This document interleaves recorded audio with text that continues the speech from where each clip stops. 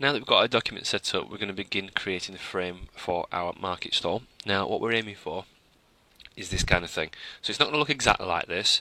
We're not going to have necessarily the same shape or the same amount of legs or the same shape of the table. But what we are going to be doing is going to be creating a structure that's made of tubular metal poles like this.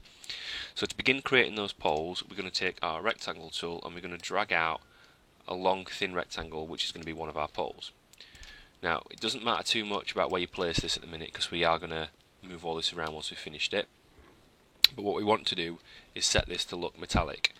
Now to do that we can actually use a pre-existing gradient. So if we go to our colour options over here and we click on this drop down here, we can scroll down and we can find Open Swatch Library.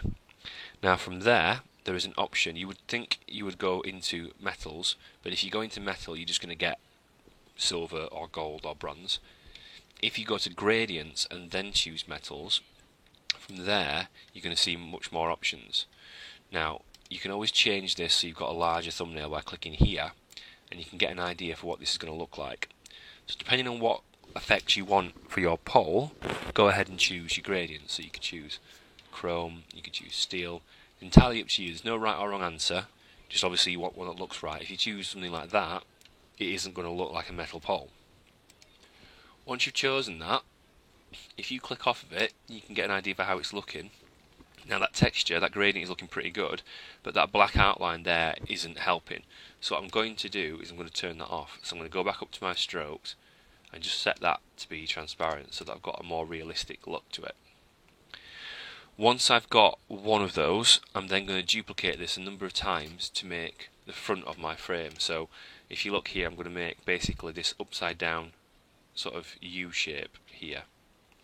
So I'm going to take this and I'm going to drag it and hold Alt to get another one, and then I'm going to take one of these, right click, transform and rotate, and what I'm going to do is put in 90 degrees for the angle, but I'm going to press copy, which will make a copy of it at 90 degrees.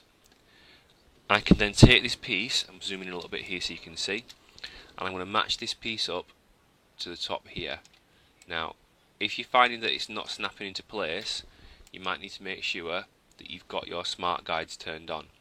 So if you go to view and then check that you have got smart guides, and then you should find, look, you get these little green lines, and that just helps you line things up a little bit better. So we line the top one up and then we do the same here, look, so that we've got that sort of thing.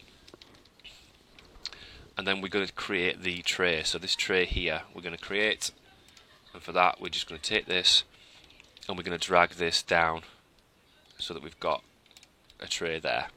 Okay, so we've got the basic shape for the front of it, but at the minute it doesn't look particularly realistic. These pieces are just sort of tacked onto it. So the next tutorial will show you how to create the joins for each of these pieces.